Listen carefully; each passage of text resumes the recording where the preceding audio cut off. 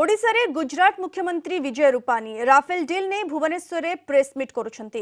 कांग्रेस आनिथिबा महामिछर खुलासा करुछंती विजय रूपानी। राफेल किणारे कोनोसी अनियमितता होई नथिबा राय देथिले सुप्रीम कोर्ट। एहा परे विजय रूपानी ओडिशावासी आगरे संपर्कित तथ्य रखिबाकु आसिछंती। भारतीय जनता पार्टी उपसभापति श्री समीर महांती, भारतीय जनता पार्टी साधारण संपादक श्री भृगु बक्सीपात्र उपस्थित अच्छा। मु बर्तमान अनुरोध करी मान्य रूपानी जी आपण मान आगे विषय रखिए, आपण मैंने जहाँ प्रश्न उत्तर थी जड़े जड़े आम कथबार्ता हम।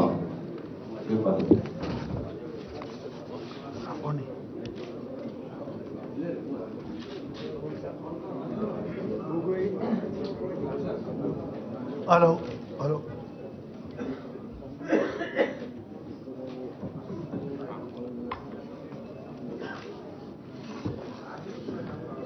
मंच पर उपस्थित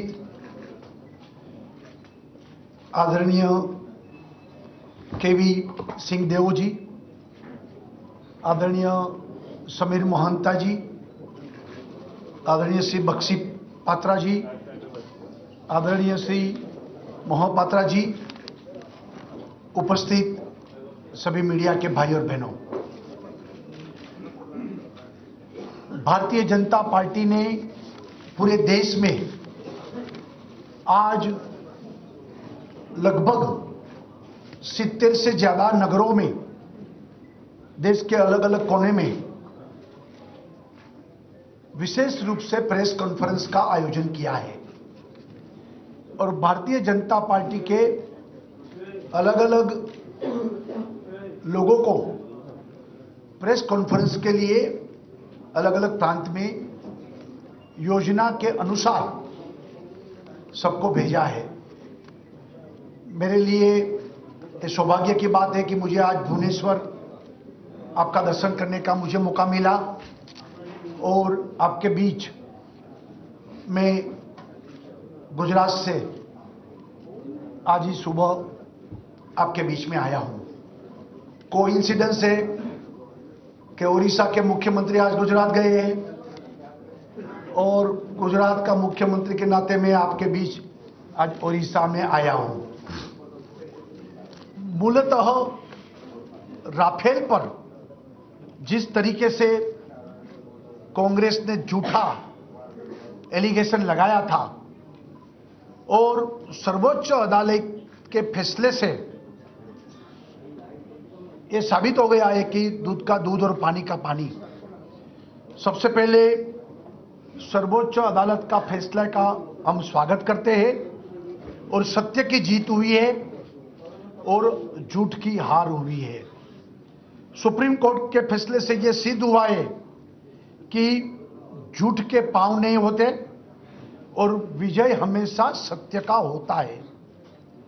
सरकार के खिलाफ, केंद्र सरकार के खिलाफ जानबूझकर झूठ फैलाया गया था और लेकिन झूठ की उम्र बहुत ही नहीं होती है और सुप्रीम कोर्ट के निर्णय से यह साबित हुआ है कि राफेल डील में कोई अनियमितता नहीं थी और उच्चतम न्यायालय का फैसला निर्णायक है और सौदे के बारे में किसी संदेह की गुंजाइश भी नहीं हो सकती है। सुप्रीम कोर्ट में राफेल सौदे को लेकर 4 अलग अलग याचिकाएं दायर की गई थी। इसमें मुख्यतः 3 विषयों, निर्णय की प्रक्रिया, डील की कीमत और ऑफसेट पार्टनर के चुनाव पर सवाल उठाए गए थे। सुप्रीम कोर्ट ने इन तीनों आरोपों को खारिज करते हुए स्पष्ट फैसला दिया है कि इसमें जांच की कोई जरूरत नहीं है। आजादी के बाद एक कोरे झूठ के आधार पर देश की जनता को गुमराह किया गया था। गुमराह करने का प्रयास भी बहुत तेजी से हुआ। इस भी ज्यादा दुर्भाग्यपूर्ण की बात यह है कि इस दुष्प्रयास देश की बड़ी पुरानी पार्टी कांग्रेस और उनके अध्यक्ष राहुल गांधी द्वारा किया गया था। जब कांग्रेस सभी तरह से बाधाएं खड़ी करते करते थक गई, तब राष्ट्रीय सुरक्षा से खिलवाड़ के नाम पर नई फिक्शन स्टोरी बनाने लगी और राफेल पर सरकार द्वारा दिए गए सभी आंकड़े सही, जबकि राहुल गांधी द्वारा दिए गए आंकड़े गलत साबित हुए हैं। सच की सिर्फ एक आवाज होती है और झूठ के कई मुंह होते हैं। राहुल गांधी ने हर जगह झूठ बोला है और वह झूठ जनता के सामने बेनकाब भी हो गया है। कांग्रेस अध्यक्ष ने अपनी पार्टी के तत्कालीन फायदे के लिए झूठ का सहारा लिया था और एक नई राजनीति की शुरुआत झूठ की राजनीति उन्होंने प्रस्तावित की है। देश की सर्वोच्च अदालत ने आज का फैसला झूठे आरोप लगाने के राजनीति करने वालों के मुंह पर तमाचा लगाया है।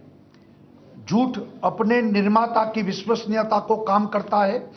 दुनिया भर के लोकतंत्रों में ऐसी परंपरा रही है कि नेता अपने झूठ पकड़े जाने पर अपना पद छोड़ देता है। राहुल गांधी को भी अपना जानबूझकर झूठ की राजनीति करने के लिए अब जनता के सामने वो खुला हो गया, इसलिए उनको भी पद छोड़ देना चाहिए। देश की सुरक्षा के साथ खिलवाड़ करने और जनता को गुमराह करने के लिए राहुल गांधी देश की जनता की और सेना की भी माफी मांगनी चाहिए।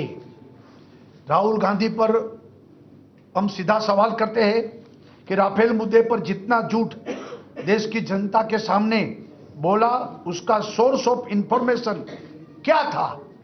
सोर्स ऑफ इंफॉर्मेशन देश की जनता जानना चाहती है।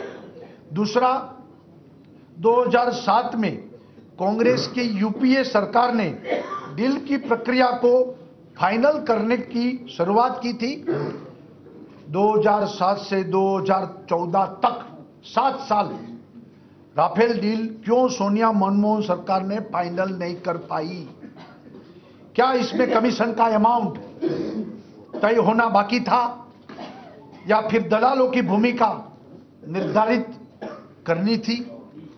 तीसरा, देश की जनता चाहती है कि कांग्रेस की केंद्र सरकारों ने गवर्नमेंट टू गवर्नमेंट डील क्यों नहीं किया और गवर्नमेंट टू गवर्नमेंट डील कर नहीं सके, इसका कारण भी जनता को साफ साफ बताए। 2007 से 2014 तक देश की रक्षा की जरूरतों संबंधित सभी मामलों को लटकाकर कांग्रेस की सोनिया मनमोहन सरकार ने देश की सुरक्षा के साथ खिलवाड़ किया। एयरक्राफ्ट लेट होने की जिम्मेदार कौन है? और राहुल गांधी को इस देश की जनता को बताना चाहिए। जब सभी चोर इकट्ठा होकर चौकीदार को चोर चोर बोलने लगे तो जनता कभी नहीं मानेगी कि चौकीदार चोर है। देश की सर्वोच्च अदालत के फैसले से आज सिद्ध हो गया है कि चोर चोर की बोली वही लोग करते थे जिनको चौकीदार का भय था। कांग्रेस पार्टी एक काल्पनिक दुनिया में जी रही है जिसमें सच और न्याय की कोई गुंजाइश नहीं है। सवाल भी कांग्रेस ही खड़ी करती है, वकील भी वही है, न्यायाधीश भी वही है और कांग्रेस पार्टी की तरह देश नहीं चल सकता। आज कांग्रेस पार्टी सुप्रीम कोर्ट पर भी सवाल खड़ा कर रही है। यदि कांग्रेस पार्टी के पास तथ्य थे तो फिर राहुल गांधी को सुप्रीम कोर्ट में जाने से कौन रोक रहा था? कांग्रेस ने ऐसा इसलिए नहीं किया क्योंकि उन्हें पहले से ही पता था कि वह झूठ की बुनियाद पर केवल आरोप की ही राजनीति कर रहे हैं। राफेल मुद्दों पर हम संसद में चर्चा करने के लिए तैयार हैं। हम कांग्रेस के नेताओं को चुनौती देते हैं कि वे सदन में इस मुद्दे की चर्चा करें और सदन में चर्चा होगी तो देश की जनता को भी मालूम पड़ेगा आखिर कांग्रेस पार्टी चर्चा से क्यों भाग रही है और राफेल पर झूठ फैलाने वाले संसद में क्यों नहीं बोल रहे हैं। सुप्रीम कोर्ट के फैसले के बाद राफेल में रोड़े अटकाने वाले की हार हुई है और सुप्रीम कोर्ट ने रिकॉर्ड की डिटेल जांच कर खरीद प्रक्रिया को चुनौती देने वाली मांगों को ठुकराते हुए डिसीजन मेकिंग प्रोसेस को सही मानते हुए संतुष्ट व्यक्त किया है। तो राफेल के बारे में जो सच या झूठ सबके सामने आ गया है। मैं भी पहले राज्यसभा में था, उस वक्त यूपीए की सरकार पार्ट 2 और उसमें जितने स्कैंडल हुए, हम लोग संसद में बोल बोल कर थक जाते थे कि स्पेक्ट्रम की जांच होनी चाहिए, कोयला खरीदी की जांच होनी चाहिए, ये हेलीकॉप्टर की खरीदी की जांच होनी चाहिए, लेकिन सुनते ही नहीं थे। सुप्रीम कोर्ट और सीबीआई ने फैसला दिया और फिर बाद में जांच हुई, फिर बाद में ये राजा को लेकर कई मंत्रियों को उसमें जेल में जाना पड़ा। सुप्रीम कोर्ट ने यह सब किया और भारत के इतिहास में अब सुप्रीम कोर्ट ने वो बताया है कि एनडीए की सरकार में, नरेंद्र मोदी जी की सरकार में कुछ गलत नहीं हुआ है और क्लीन चिट सुप्रीम कोर्ट ने। पत्रकार मित्रों से मेरी विनती है कि ये बात देश की जनता के सामने रख दिया जाए। नरेंद्र मोदी जी की सरकार ईमानदारी से 5 साल में काम किया है। कोई घपला, कोई घोटाला, कोई कौभांड हमारी सरकार ने नहीं किया है। और पहले यूपीए की सरकार में कितने कौभांड होते थे, हर रोज नया नया कौभांड आता था। तो ये छवि को खराब करने के लिए कांग्रेस ने जो झूठे नारे, झूठी बाजी, झूठा सब कुछ बताया राफेल के बारे में, अब सच का सच सामने आ गया है, उसको आप उजागर करेंगे, ऐसी मेरी विनती है।